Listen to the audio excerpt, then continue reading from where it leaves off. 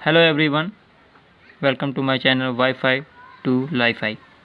मैं शिवा सिंह और मैं इस वीडियो में आज डिस्कस करेंगे revisiting rational number and their decimal expansion. ये एक हेडिंग है, आप एनसीईआरटी की बुक में देख सकते हैं, क्लास 10 फर्स्ट चैप्टर जो रियल नंबर का है। इसके अंडर हम 3 थ्योरम में डिस्कस करेंगे, theorem 1.5, theorem 1.6 and then theorem 1.7।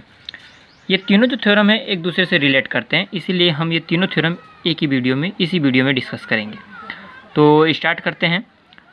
सबसे पहले थ्योरम समझ लेते हैं। थ्योरम कभी भी पढ़ा जाता है तो थ्योरम क्या होता है कि वो हमेशा दो चीज़ों में वो डिवाइड होता है। जैसे कि यदि ऐसा होगा तो फिर उसका रिजल्ट क्या होगा, यानी ऐसा होगा तो ऐसा होगा। इससे थ्योरम क्या होती है, बनी होती है। तो आप किसी भी थ्योरम को प्रूफ करने से पहले आप सबसे इम्पॉर्टेंट है कि आप उस थ्योरम को अच्छे से पढ़ें। तो स्टार्ट करते हैं। जैसे थ्योरम है 1.5, let X be a rational number whose decimal expansion terminates, then X can be expressed in the form p by q where p and q are a coprime. कह रहा है कि यदि कोई x, हम कोई number ले लेते हैं रेशनल नंबर, ठीक है, तो रेशनल नंबर होगा तो p बाई क्यू के फॉर्म में होगा। तो यदि वो नंबर टर्मिनेट कर रहा है, ठीक है, टर्मिनेट का मतलब कि यदि उस नंबर को डेसिमल एक्सपेंशन किया जा रहा है, डिवाइड करके डेसिमल के फॉर्म में आ रहा है, तो वो रुक जाएगा, ठीक है ना। जैसे 0.3 हो गया, 0.5 हो गया, 0.682 हो गया, यानी वो टर्मिनेट कर जाएगा।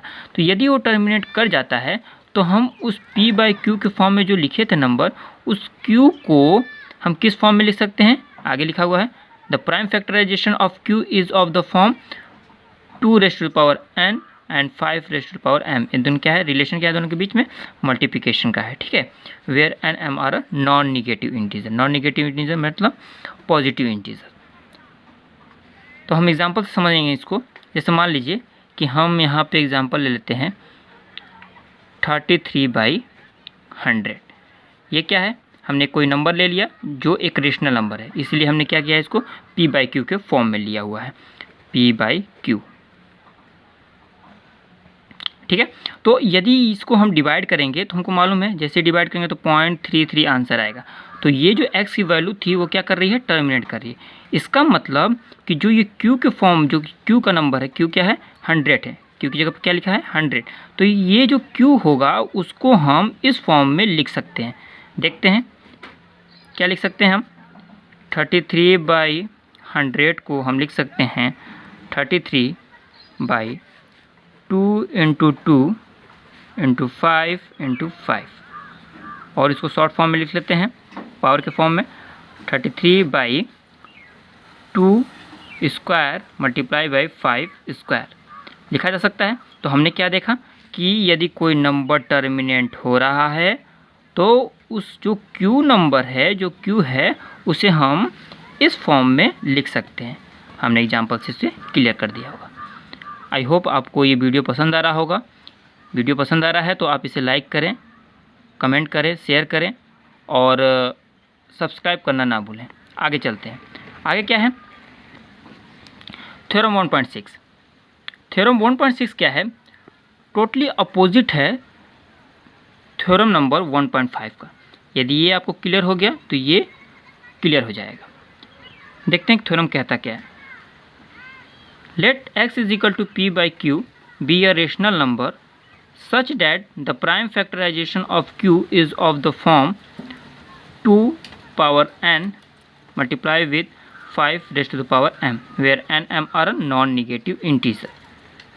यानी कह रहा है कि यदि x को हम p बाई क्यू के फॉर्म में ले लिया, रेशनल नंबर के फॉर्म में, यदि q को हम इस फॉर्म में लिख दें, कि कौन सा फॉर्म है ये, 2 power n and 5 raise to power m, यदि इस फॉर्म में q को हम लिख देते हैं, then x has a decimal expansion which terminates. पिछले थ्योरम में हमने क्या देखा था कि यदि x टर्मिनेट कर जाता है तो q को हम इस फॉर्म में लिख सकते हैं। बट यहाँ पे क्या है, यदि q को हम इस फॉर्म में लिख दें तो ये नंबर क्या कर जाएगा, टर्मिनेट कर जाएगा। इसको भी हम एक अच्छे से एग्जांपल से समझते हैं, प्रूफ। जैसे मान लीजिए कि हम कोई भी नंबर ले लेंगे ऐसा नंबर लेंगे जिसको हम पहले से इस फॉर्म में लिख सकें। ठीक है, तो हम मान लेते हैं p बाई क्यू के फॉर्म में p by q is equal to, हम नंबर लेते हैं 12 बाई, हम q को इस फॉर्म में लेंगे, इस प्राइम फैक्टराइजेशन के फॉर्म में। ठीक है, हम ले लेते हैं आपका 2⁻1 मल्टीप्लाई विथ 5 स्क्वायर, हमने इस फॉर्म में ले लिया। अब इस नंबर को और आगे सॉल्व करते हैं, क्या होगा 12 डिवाइडेड बाई 2 इंटू 5 5 25, 12 बाई 50 हो जाएगा। अब क्या करेंगे कि यदि इसको डिवाइड करें और टर्मिनेट हो जाए तो ये थ्योरम क्या हो जाएगा, प्रूफ हो जाएगा। कैसे, जैसे समझ लेते हैं कि यदि इसको डिवाइड करेंगे तो क्या आ जाएगा 0.120 हो जाएगा आपका, 2 टाइम में जाएगा ये 100, 20 लेफ्ट बचेगा 4.24।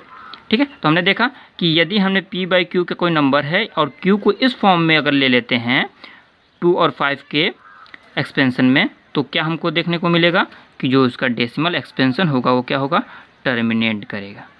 पिछले थ्योरम में क्या था, यदि टर्मिनेट करे तो q को हम इस फॉर्म में लिख सकते हैं।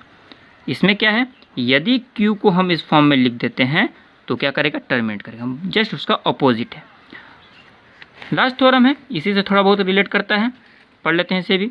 Late x is equal to p by q be a rational number such that the prime factorisation of q is not the form of 2⁻n and 5⁻m।